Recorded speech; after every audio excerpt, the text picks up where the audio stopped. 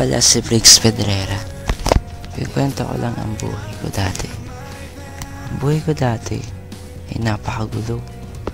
Napakasama akong tao.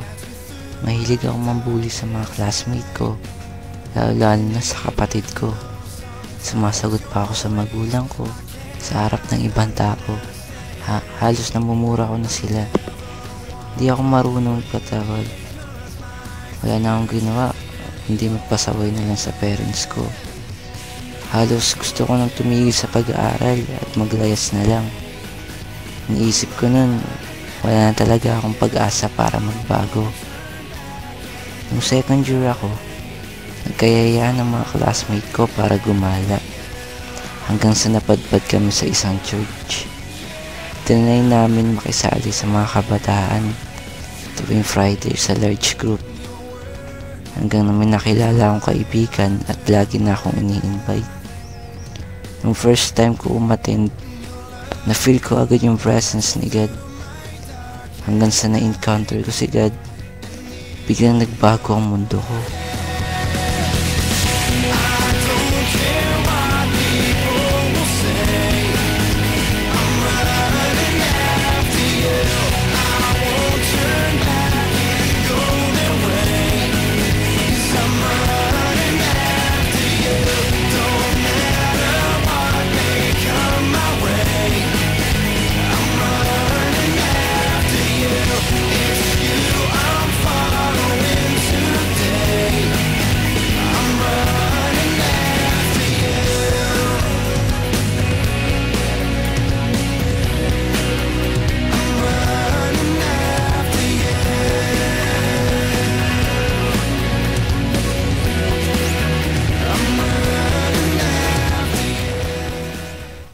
Doon ko nalaman na lahat ng ginagawa ko ay isang kasalanan sa Diyos. Doon ko naisipan, nakakasakit na pala akong damdamin ng tao. Yung dati kong ginagawa, lahat ng yun binago ng Panginoon. Hindi naman imposible sa isang tao na magbago kahit gaano pa ang nagawa nitong kasalanan. Basta marunong tayong lumapit at humingi ng tawad at magpakumbaba. Alam kong may plano ang Diyos para sa akin. Kaya niya ginawa yun, kaya ako napadpad sa church na yun. At sa bawat isa sa atin.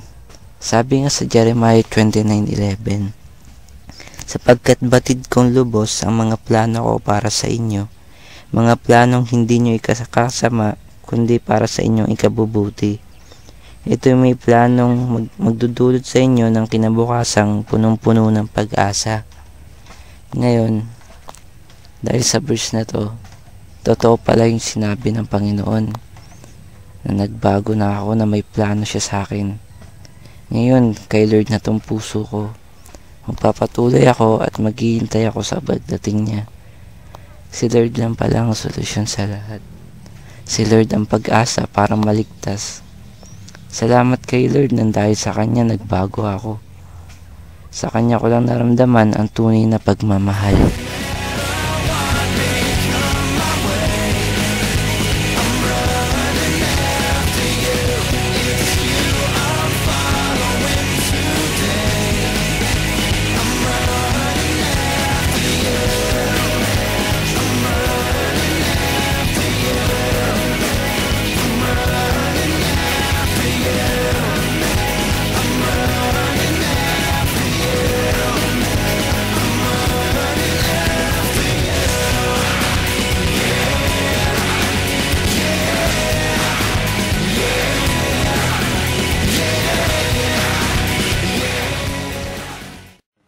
I am Briggs Pedrera and I am extreme.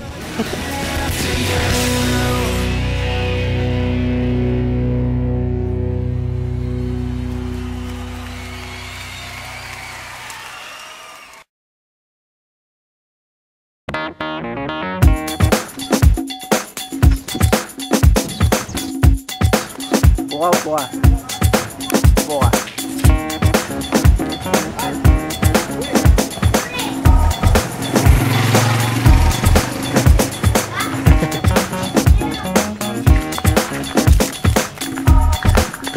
Pati bata, namimingin ka. Ayun sila.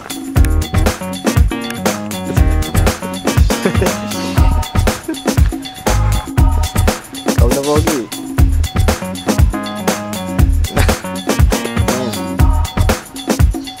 Lagi may dala.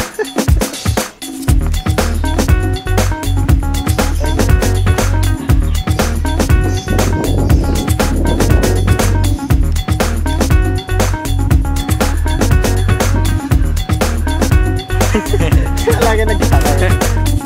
Kaya lang kamot ko na.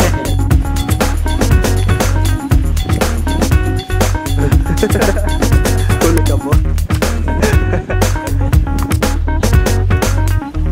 Para ganun.